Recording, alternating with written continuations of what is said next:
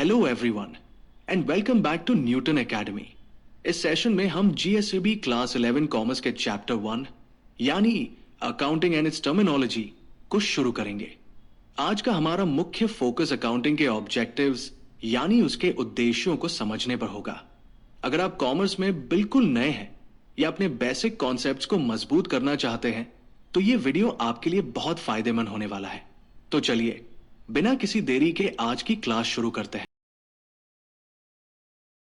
Objectives of accounting, accounting के उद्देश्य। 1. Permanent records, स्थायी रिकॉर्ड रखना। सभी बिजनेस ट्रांजैक्शंस को लिखित रूप में डायरी या कंप्यूटर में परमानेंटली रिकॉर्ड करना ताकि भविष्य में उनका उपयोग किया जा सके। 2. To know the effect of each transaction, प्रत्येक लेन देन का प्रभाव जानना। यह समझना कि हर एक बिजनेस ट्रांजैक्शन का बिजनेस के प्रॉफिट, लॉस, एसेट्स या लाइबिलिटीज पर क्या असर पड़ रहा है। 3.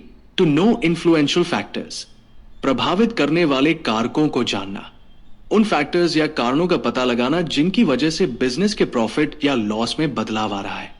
4. To determine tax liability, tax liability कर दायित्व निर्धारित करना। फाइनेंशियल रिकॉर्ड्स के आधार पर यह कैलकुलेट करना कि बिजनेस को सरकार को कितना टैक्स पे भुगतान करना है। 5. To know quantum size of payables, payables देयताओं की मात्रा जानना।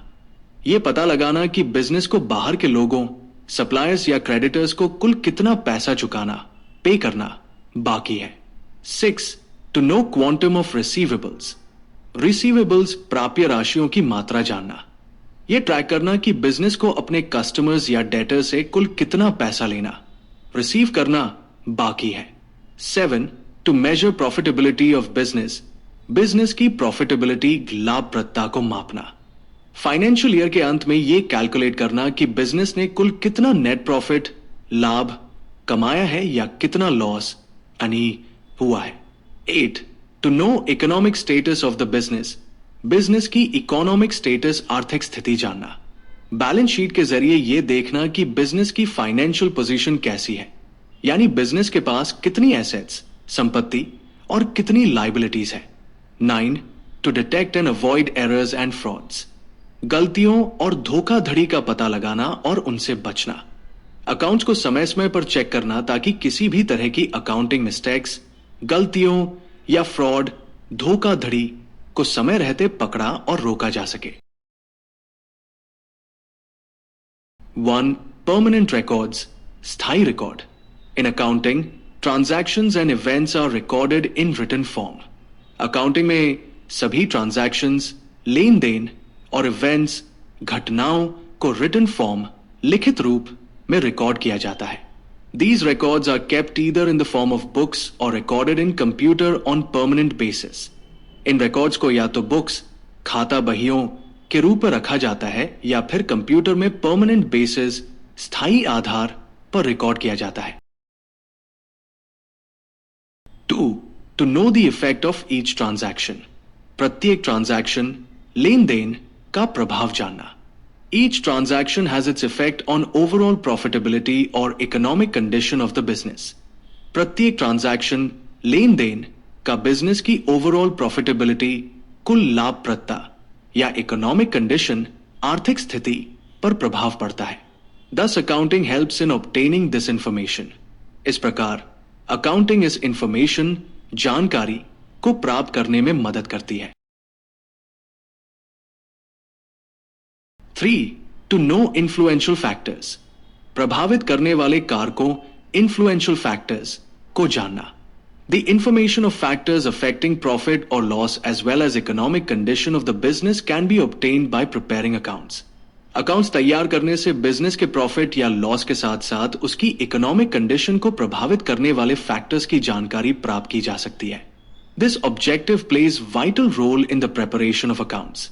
ये ऑब्जेक्टिव, उद्देश्य, अकाउंट्स तैयार करने में एक वाइटल रोल, महत्वपूर्ण भूमिका निभाता है। 4. To determine tax liability, tax liability, tax दायित्व निर्धारित करना। Generally the tax payment liability is determined on the basis of prepared accounts. आमतौर पर टैक्स पेमेंट लायबिलिटी को तैयार किए गए अकाउंट्स के आधार पर निर्धारित किया जाता है. The burden of tax is determined on the basis of income of a tax payer. Tax का बर्डन एक टैक्स पेयर की इनकम के आधार पर तय किया जाता है. Therefore, the objective to prepare accounts is to determine tax liability. इसलिए अकाउंट्स तैयार करने का ऑब्जेक्टिव, उद्देश्य टैक्स लायबिलिटी निर्धारित करना है.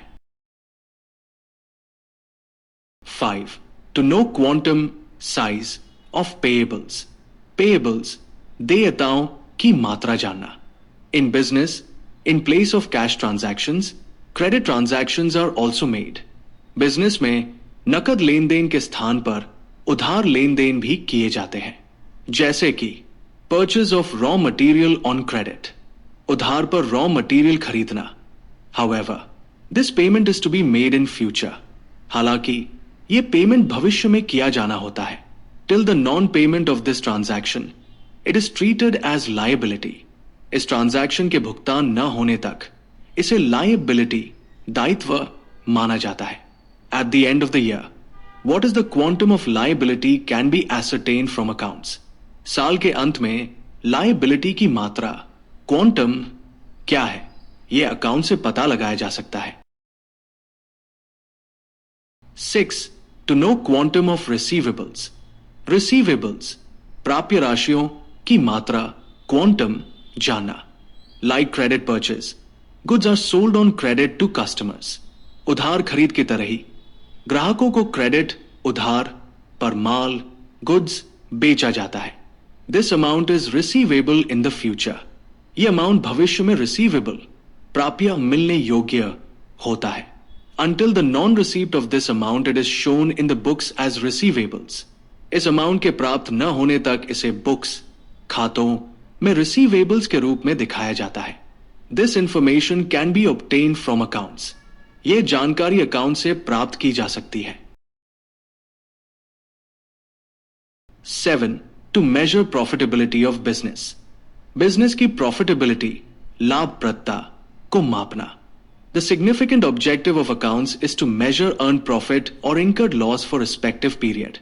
अकाउंट्स का एक महत्वपूर्ण ऑब्जेक्टिव, उद्देश्य संबंधित अवधि के लिए कमाए गए प्रॉफिट या हुए लॉस को मापना है. The measurement of profitability is made available by accounting. Profitability का यह measurement, माप, अकाउंटिंग द्वारा उपलब्ध कराया जाता है. 8. To know economic status of the business. Business की इकोनॉमिक स्टेटस, आर्थिक स्थिति जानना. At the end of the year, what is the size of liabilities, assets and receivables of the business can be seen from the accounts under accounting system. साल के अंत में at the end of the year business की liabilities, दायित्वों, assets, संपत्तियों और receivables, प्राप्य राशियों का साइज क्या है, यह अकाउंटिंग सिस्टम के तहत अकाउंट से देखा जा सकता है.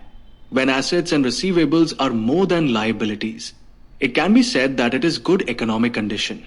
जब assets और receivables liability से अधिक, more होते हैं तो ये कहा जा सकता है कि ये एक अच्छी इकोनॉमिक कंडीशन है. So economic condition which is known as solvency can be known from accounts. इसलिए इकोनॉमिक कंडीशन जिसे सॉल्वेंसी, चुकाने की क्षमता के रूप में जाना जाता है, उसे अकाउंट से जाना जा सकता है. 9. To detect and avoid errors and frauds. Errors, गलतियों और frauds, धोखाधड़ी का पता लगाना, डिटेक्ट और उनसे बचना. By investigating prepared accounts, financial mistakes or crimes can be traced out. तैयार किए गए अकाउंट्स की जांच करके वित्तीय गलतियों या अपराधों का पता लगाया जा सकता है. Accounting helps to prevent such kinds of undesirable events. Accounting इस तरह की अनडिजायरेबल इवेंट्स, अवांछित घटनाओं को रोकने में मदद करती है. Accounting maintains indirect control to avoid errors and frauds. Errors और फ्रॉड से बचने के लिए अकाउंटिंग एक इनडायरेक्ट कंट्रोल, अप्रत्यक्ष नियंत्रण बनाए रखती है. तो दोस्तों, इसी के साथ आज का हमारा सेशन यही समाप्त होता है, जहां हमने अकाउंटिंग के सभी 9 मुख्य उद्देश्यों, ऑब्जेक्टिव्स को अच्छे से समझा. मुझे उम्मीद है कि इस वीडियो से आपके बेसिक्स और कॉन्सेप्ट्स बिल्कुल क्लियर हो गए होंगे. अगर आपको ये वीडियो पसंद आया हो तो इसे लाइक करें, अपने दोस्तों के साथ शेयर करें और न्यूटन एकेडमी को सब्सक्राइब करना बिल्कुल न भूलें ताकि आने वाली क्लासेस की अपडेट आपको मिलती रहे।